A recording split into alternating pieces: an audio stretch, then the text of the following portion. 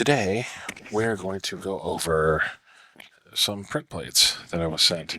Now, full disclosure, I was sent these by Biqu. They sent me 3 of them. They sent me this purple one. They sent me green one. Green happens to be my favorite color, so I'll probably test this one. We'll see. And then we also have this one. So what they sent us here is it looks like we were sent 2 glaciers and 1 frostbite. So the Frostbite has rough texture for a better grip. It's compatible only with PLA and PETG, offering extremely good cold printing adhesion. So that's one of the appeals of these plates, is you'll be able to print at colder temperatures, so you kind of get a little more efficiency of electricity. One of the things that appeals to me with these is just the fact of I live in a place where it gets cold in the winter. I print in my basement, and so what that leads me to is like I can have printing issues when the weather gets cold, and this can help me eliminate some of them because, I can have print at lower temperatures. So, it'll help. At least I hope it helps in theory. So it says the Frostbite has better grip, PETG and PLA only. So this is the Frostbite. It does list ABS on here though. So I don't know, but like I said, this pamphlet they gave me clearly says that the Frostbite is PLA and PETG only. So, like I said, we'll use it for just those 2 materials, especially since I don't have any ABS right now. But yeah, it says the print range for PLA is 30 to 50C and PETG is 50 to 70C. We'll test those ranges. It also has the ranges printed here on the plate, silk screened, whatever that is. So that's there. For the Glacier, it says it has a smooth texture. It's rated an 8 for adhesion. It excels with most engineered materials, good cold printing adhesion, but not as good as Frostbite with PLA and PETG. So I suppose this is a very superior grip, but again, we will test that out. This is also compatible with materials with nozzle temperatures below 300. Excels at engineering materials like PA, print, PLA, PETG, ABS, PA, and other engineering materials. All-arounder plate for different filament exploration. So I'm looking forward to testing these. One of the things I'm going to also note down here is it does say the Frostbite, you should only use soap and water to clean it. The Glacier, it states soap and water or alcohol.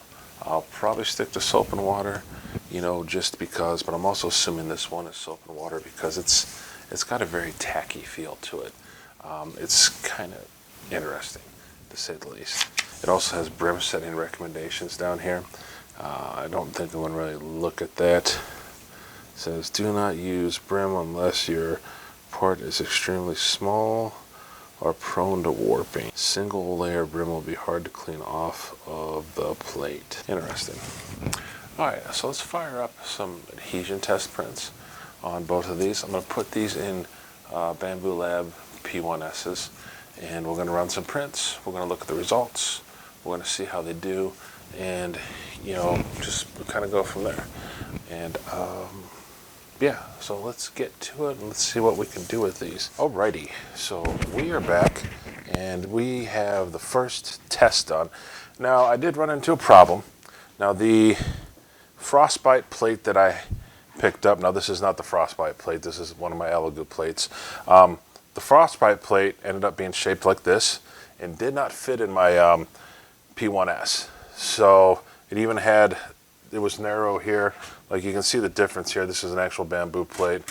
The Frostbite plate was comparative in size.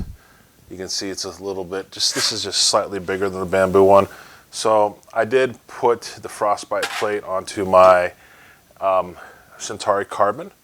So the test went from being 2 P1S's to a P1S and a Centauri Carbon. So they should still be comparable, but just so you know, we are running at the lowest possible temperature that's listed on the plates for printing. We're going to check the Frostbite first. So here it is. This printed at the lowest temperature that I can go with the plate, or that it's listed as, which was 30C. You can see this is on there. It's on there good. Came right off, but like I said, I was able to take the plate out. It didn't fall. It had some great adhesion. So there's that one. And that was also printed on the Centauri carbon.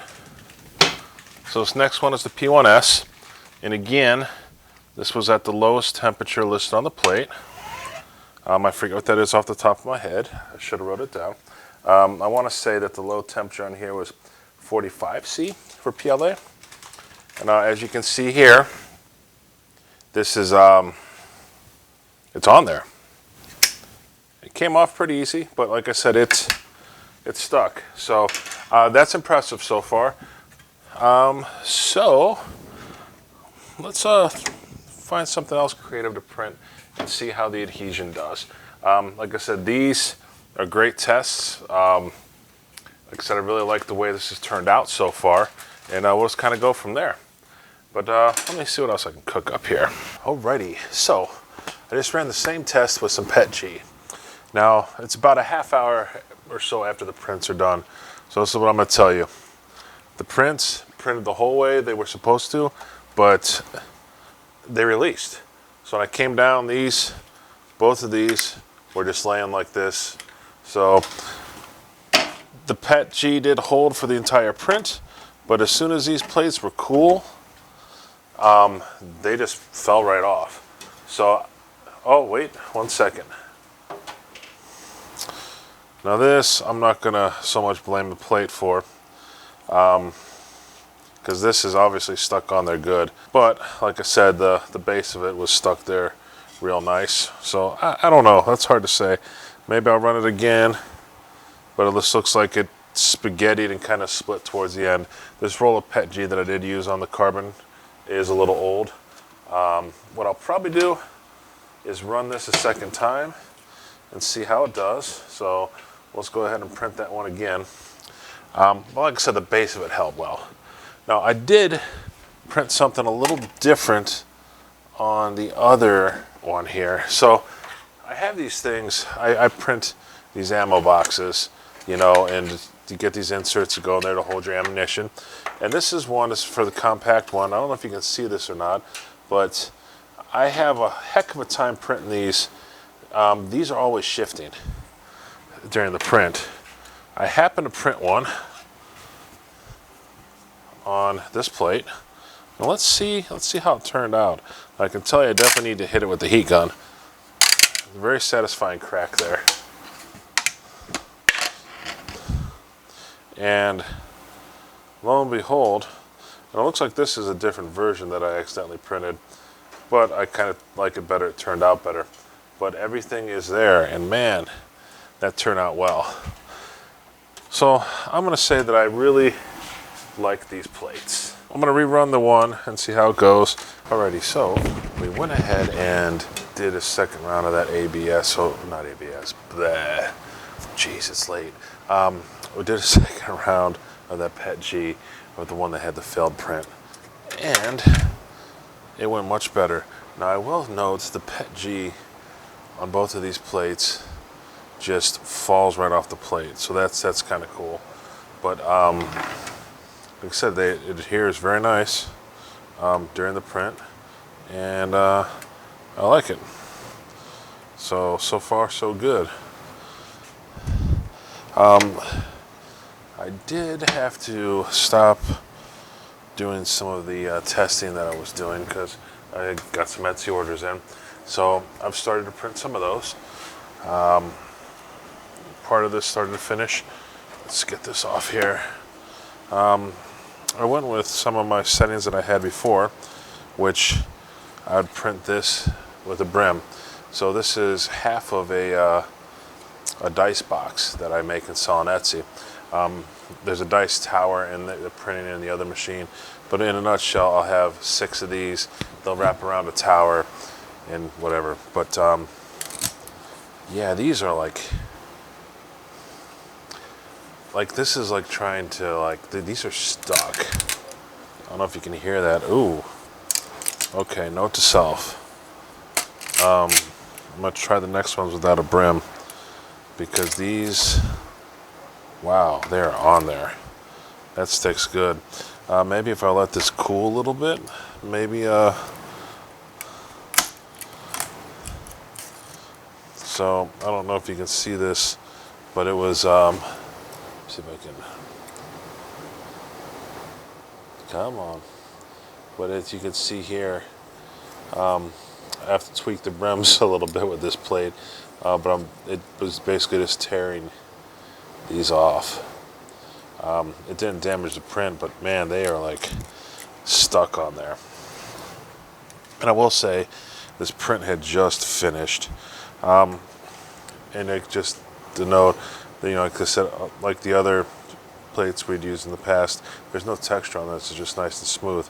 I'm gonna have to get used to that. I don't know if I feel about that yet. I know that the other plate has a little bit of texture to it, but I think when I print the next one, I'm going to print without a brim. One of the reasons I printed with the brim on these is just because of warping. I don't know if warping is going to be an issue with these plates or not because of how grippy they are. We'll do the next batch without, and we'll just take a peek from there. Now, unfortunately, I'm going to start that print and go to bed and probably check it after work tomorrow. But we'll get back to that, and then, like I said, we'll do some final thoughts and things. And yeah, so far, like I said, I'm digging it. We'll see. Alrighty, so I just got home from work. Like I said, this stuff printed. I started the print when I went to bed, and I went and worked a 12-hour shift, so about 20 hours after the print is done, and this stuff is stuck.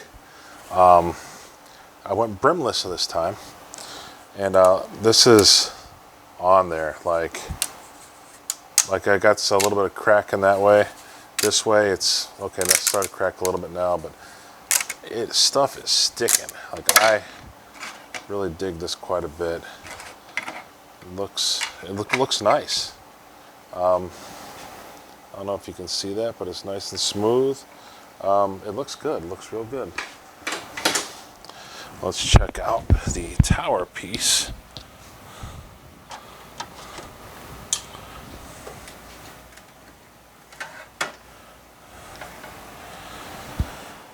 It looks here, same thing. Print really nice. Now this one I did have a brim on because this took longer than the other pieces. But again, I'm putting some flex into this, and it's like it's on there. So let's see if I can, yeah, kind of get a little bit. Yeah, nice crackle. Man. Yeah, I don't think, yeah, real nice. That's real smooth too. So awesome. It looks good so far. You know, they had talked about brimming instructions with these, and I'll be honest, I did not follow the instructions for the brims. I just did what I normally did and went with it. But so far, it's turned out pretty good. And the brims, yeah, the brims are on there. But I should be able to get those off gently with a scraper. So we'll see what we got here. Let me get a scraper.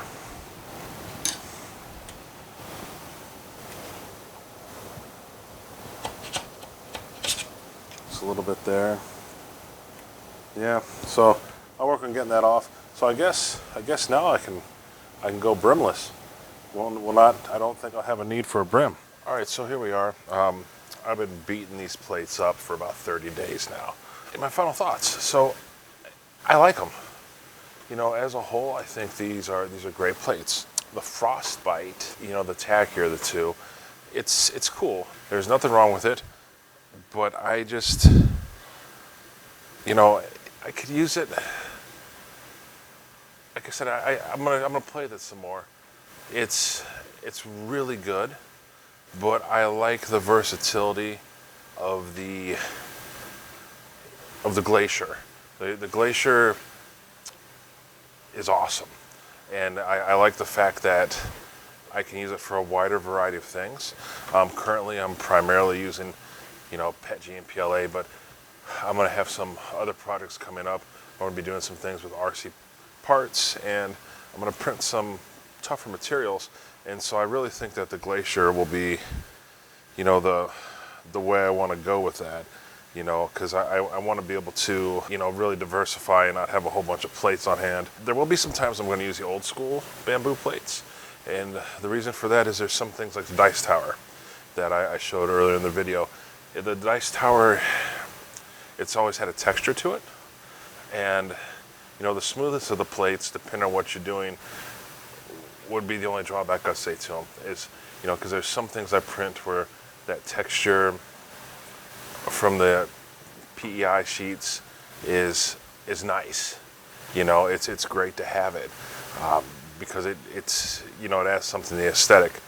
But for the majority of things I print, that I'm not looking for that aesthetic of that. You know, these plates are going to be amazing, and this will probably be the plates I use going forward. I'm probably going to get more of them from other machines and continue to roll with it. And then in the situations where I need texture, I'll throw the old plate on. But yeah, that's my final thoughts, guys. There'll be a link below to be able to get these if you're interested in them. And you know, again, just full disclosure, these were sent to me for a test. You know, if you do use the link, it is an affiliate link. But this, honestly, is my opinion. I mean, I really dig these plates. Anyways, thanks for watching, and leave some comments below. Let me know what you think, or if you use the plates, what your experiences are with them. So far, so good. I said it's been about 30 days, and the only real complaint I have is texture, and that's minimal. You know, that's based on circumstance. Anyways, talk to you later.